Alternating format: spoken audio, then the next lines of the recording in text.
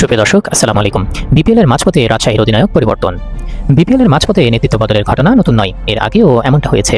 দুর্বার রাজশাহী তাদের নেতৃত্বে বদল এনেছে। নিয়মিত অধিনায়ক এনামুল হক বিজয়কে চাপমুক্ত করতে সরিয়ে দেওয়া হয়েছে তাকে। তার বদলে তাসকিনের কাঁধে নেতৃত্বের ভার তুলে দিয়েছে রাজশাহীর টিম ম্যানেজমেন্ট। রাজশাহীর তরফ থেকে সংবাদ বিজ্ঞপ্তির মাধ্যমে বিষয়টি নিশ্চিত করা হয়েছে। তারা জানিয়েছে, ব্যাটিংয়ে আরও বেশি মনোযোগ দেওয়ার জন্য এনামুল হক বিজয়ের কাঁধ থেকে অধিনায়কত্বের ভার সরিয়ে নেওয়ার সিদ্ধান্ত নিয়েছে দুর্বার রাজশাহী। বিপিএলের বাকি অংশের জন্য নতুন অধিনায়ক হিসেবে তাসকিন আহমেদকে দায়িত্ব দেওয়া হয়েছে।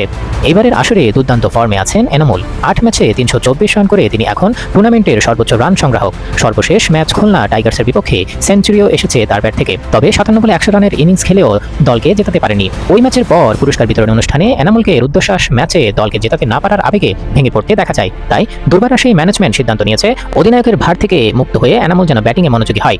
এবারের আসরে দুর্দান্ত ফর্মে আছেন তাসকিন আহমেদও। 8 ম্যাচে 18 উইকেট নিয়ে এখন পর্যন্ত টুর্নামেন্টের সর্বোচ্চ উইকেট শিকারী তিনি। দুর্বার রাজশাহী আশা প্রকাশ করে বলেছে, আমরা আশা করি টুর্নামেন্টের লক্ষ্য অর্জনের পথে মাঠে ও মাঠের বাইরে তাসকিন দলকে এগিয়ে নিতে পারবেন। ধন্যবাদ।